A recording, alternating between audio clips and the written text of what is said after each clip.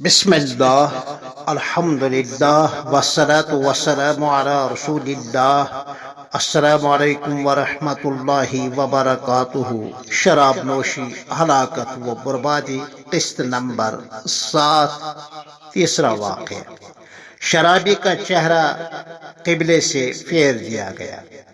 ایک شرابی غور کر یعنی قبر کھودنے والے سے پوچھا گیا کہ تم نے شراب سے سچے دل کے ساتھ توبہ کی ہے، ایسا کیسے ہوا؟ تو اس نے کہا کہ میں نے اپنے ہاتھوں بہت سارے مردوں کو دفن کیا ہے۔ میں نے بعض مردوں کو دیکھا کہ ان کا چہرہ قبلے سے ہٹایا گیا، تو میں نے ان کے رشتہ داروں سے ان کے بارے میں پوچھا تو انہوں نے کہا کہ وہ شراب کے عادی تھے اور بغیر توبہ کے مر گئے، اس لیے میں نے شراب نوشی سے توبہ کی۔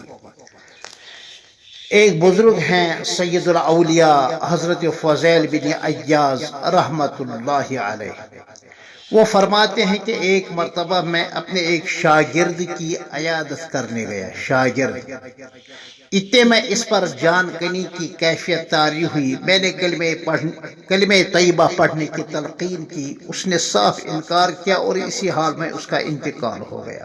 نعوذ باللہ من ذالک۔ میں بہت ہی رنجیدہ ہو کر وہاں سے نکلا۔ کچھ مدت کے بعد میں نے اپنے اس شاگرد کو خواب میں دیکھا کہ جہنم کی آگ کی طرف اس کو گھسیٹا جا رہا ہے۔ میں نے اس سے پوچھا تمہارا کیا حال ہے؟ تم تو بظاہر بڑے اچھے تھے۔ تو اس نے کہا افسوس، میں کبھی کبھار شراب نوشی کا شغل رکھتا تھا، اب مجھے اسی کی سزا مل رہی ہے۔ ایک عابد کا لرزہ خیز واقعہ۔ حضرت موسیٰ علیہ السلام کی امت میں ایک شخص برسیسا نامی ایک مشہور عابد اور زاہد شخص گزرا ہے، جس نے بچپن اور جوانی اور بڑھاپے میں ساری زندگی اللہ کی عبادت کی۔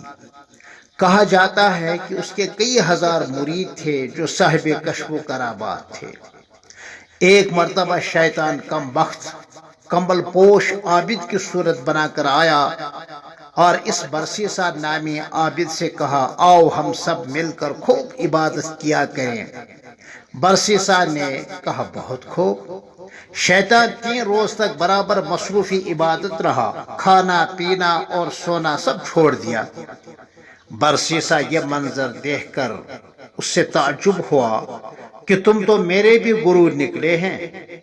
چنانچہ اس سے پوچھا تو شیطان نے کہا کہ مجھ سے ایک ایسا، مگر خود برسیسا کو یہ معلوم نہیں کہ اس روپ میں یہ کم بخت شیطان ہے۔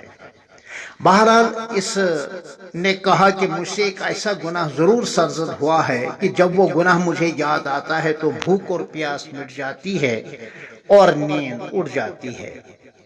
برسیسا نامی عابد نے کہا پھر تو تم مجھے اپنا جیسا عابد تو بنا لو۔ شیطان نے مسکرا کر جواب دیا ٹھیک ہے، کوئی بڑا گناہ کر لو، پھر ہر وقت اس گناہ کو یاد کر لو، اس طرح تمہارے دل پر چوٹ رہے گی اور مجھ جیسا عابد بنو گے۔ یہ اس کم بخت شیطان جو عابد کی شکل میں آیا تھا ایک زبردست دھوکہ تھا۔ برسیسا نے کہا وہ کون سا گناہ ہے جو میں کروں؟ تو شیطان نے کہا حرام کاری کرو۔ برسیسا نے کہا یہ مجھ سے ہرگز نہیں ہو سکتا۔ تو شیطان نے کہا ٹھیک ہے، اس سے کم نچلے درجے کا کام کرو، کسی مسلمان کو یوں ہی بلا وجہ جان سے مار ڈالو۔ برسیسا نے کہا یہ بھی مجھ سے نہیں ہو سکتا۔ شیطان کم بخت نے سمجھایا پھر تو تھوڑی سی شراب ہی پی لو۔ برسیسا نے کہا ٹھیک ہے، مگر یہ کہاں ملے گی؟ شیطان نے مکمل ایڈریس بتا دیا۔ برسیسا یہ سن کر چل دیا۔ دیکھا کہ ایک انتہائی خوبصورت عورت کہیں برسر بازار شراب بیچ رہی تھی۔ اس نے اسے شراب خرید کر پی لی۔ جب شراب پی کر نشہ چڑھا تو جو ہونا تھا وہ سب کچھ ہوا۔ چنانچہ اس شرابی عابد نے اسی عورت کے ساتھ نعوذ باللہ من ذالک بدکاری کی۔ اتنے میں اس عورت کا شوہر آ گیا تو برسیسا نے اس عورت کے شوہر کو دیکھ کر ہی قتل کر دیا۔ ادھر شیطان نے انسانی روپ دھار کر حاکم کے پاس اس واقعے کی مخبری کی۔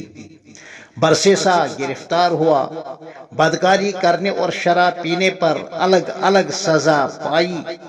قصاص کے لیے اس کو سولی پر چڑھایا گیا۔ اسی حال میں شیطان عابد کی صورت بن کر آیا۔ برسیسا نے کہا افسوس ہے تم پر اور مجھ پر، تم جیسے ذلیل دوست کے مشورے پر چلنے کی یہ سزا ہے۔